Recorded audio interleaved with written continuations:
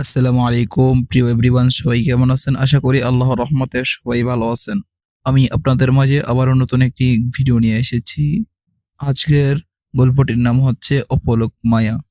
তাহলে আমি সরাসরি গল্পতে চলে যাচ্ছি দেরি না করে। শেরপুর জেলার পাহাড়ি অঞ্চলে একটি আনসার ক্যাম্প আছে। সেখানকার লোকমুখে শোনা যায় রাতের বেলা সেখানে একপাল ছাগল ঘুরে বেড়াতে দেখা যায়। কেউ যদি ওই ছাগলের পালের একটি ছাগল দেখে ফেলে তার নাকি মৃত্যু ঘটে। যা হোক, এই গুজবের কারণে ভারতপক্ষে কেউ জঙ্গলের কাছে যেতে চাইতো না। আর রাতের বেলা তো নয়, কারণ রাতের বেলা শুকরের পাল খাবার খুঁজতে বের হয়। ক্যাম্পে একজন নতুন সদস্য এসেছিল, যে ছিল খুব জেদি আর একরোখা। সে ওই গুজবটা শুনে সিদ্ধান্ত নিল ওই রাতের বেলা ওই জঙ্গলে যাবে আর গুজবটাকে ভুয়া প্রমাণিত করে সকালে ফিরে আসবে।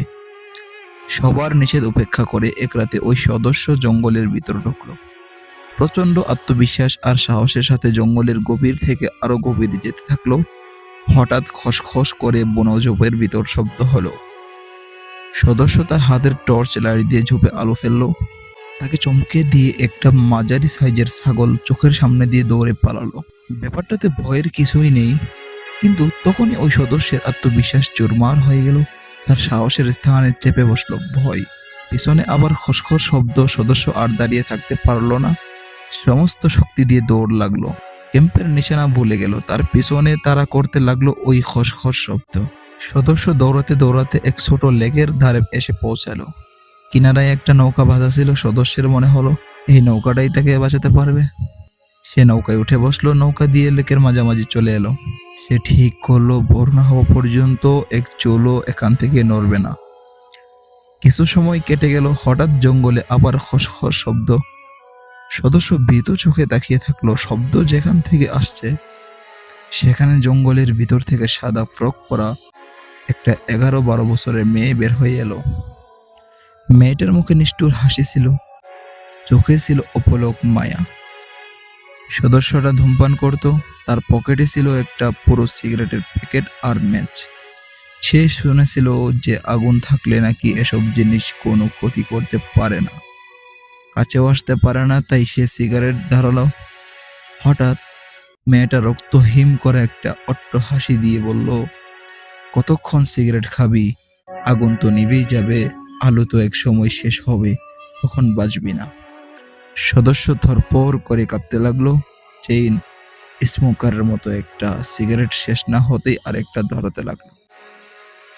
তার উদ্দেশ্য ছিল কিছুতেই যাতে আগুন না নিবে। কিন্তু এভাবে আর কতক্ষণ? সিগারেট শেষ হয়ে গেল, কিন্তু এখন উপায়। ম্যাচে কাঠি ছিল। সদস্য ওইগুলোই একটার পর একটা জ্বালাতে লাগলো।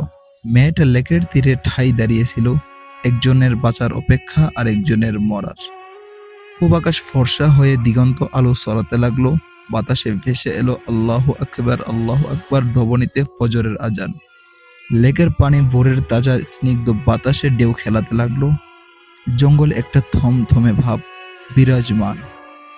জীবন মৃত্যুর সন্ধিক্ষণে দাঁড়িয়ে একজন মানুষ, আরেকজন অশরীরী। মেয়েটা চলে যেতে প্রস্তুত হলো, জঙ্গলের দিকে ধীরে ধীরে এগোতে লাগলো। হঠাৎ থমকে দাঁড়ালো, ধীরে ধীরে মুখটা লেকের দিকে ফেরালো, ঠোঁটে নিষ্ঠুর হাসি ফুটিয়ে বলল, এইবারের মতো বেঁচে গেলি, পরের বার আর বাঁচবি না। সদস্যের চোখের সামনে মেয়েটা অদৃশ্য হয়ে গেল। চোখে অপলক মায়া, কিন্তু গভীর এক দুঃখবোধ। সদস্য সূর্য না ওঠা পর্যন্ত লেকের পানিতে ছিল। তারপর নৌকা নিয়ে জঙ্গলের দিকে আগিয়ে অন্যদিকে এসে ঘুরপথের তীরে পৌঁছালো। আর অনেক কষ্টে ক্যাম্প চিনতে পারলো। তার আত্মবিশ্বাস আর সাহসের কিছুই আর অবশিষ্ট ছিল না। পরে আর তার কোনো ক্ষতি হয়নি, সে প্রাণে বেঁচে যায়। আচ্ছা বন্ধুরা, আপনাদের কাছে যদি আমার গল্পটি ভালো লাগে তাহলে নিত্য নতুন গল্প প্রতিনিয়ত পেতে আমার চ্যানেল এবং চ্যানেল সাবস্ক্রাইব করুন, পেজ ফলো দিয়ে পাশে থাকুন এবং টিকটকে হলে আপনারা ফলো দিয়ে পাশে থাকুন। আসসালামু আলাইকুম, ধন্যবাদ। আমি নতুন, আমার গল্পে কোনো ভুল ত্রুটি হলে কমেন্টে জানিয়ে যাবেন। আমি ইনশাআল্লাহ সংশোধন করার চেষ্টা করব। আর খবর দৃষ্টিতে দেখবেন আপনারা সবাই।